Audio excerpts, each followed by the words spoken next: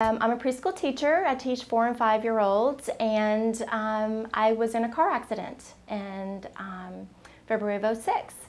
And I was rear-ended, and I started having a lot of pain in my lower back and started having pain down my leg. And so I I went to the doctor, and he told me just do physical therapy. I ended up having, I went to a chiropractor and had injections, and nothing seemed to help. I was still just in excruciating pain. So I went and saw a surgeon. And the surgeon and I talked about it, and so I agreed to go ahead and have surgery. They did a 3-level fusion, the L4, L5, and S1. And within 6 months, he had put a bone fusion, a bone stimulator in my back, and he kept telling me within the 6 months that I would be better. You know, once we get the bone stimulator out, that things would get better. And I just continued to have pain. Things were just seemed to be going downhill for me. And 6 months later, I went back to him and just kept telling him, you know, something is really wrong with my back. And he said, you know, well, maybe scar tissue, maybe a little bit of nerve damage, and, you know, give it time.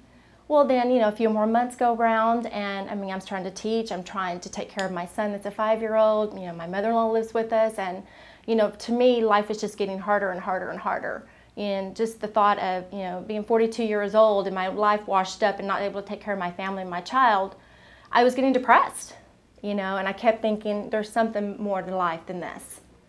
And so I heard about Dr. Sear, and I went to see Dr. Sear, and the first visit, he was just wonderful. He was very compassionate, very loving, and right away I knew that, you know, I wanted to find out more about what he wanted to do, if we needed to do more surgery. And he sent me downstairs for a CT scan, and he said, sure enough, Miss Ancho, your levels weren't fused, and the screws are coming out, and let's talk about surgery. A couple of weeks into it, I knew that, you know, this was the right thing that I needed to do and have the surgery. I am 4 months out now, and I'm feeling much better. And I, of course, didn't get to start back to school this year, but I'm hoping to go back in the fall. And I feel like that I'm finally getting my life back, and that I can be a mother and take care of my child and live a life.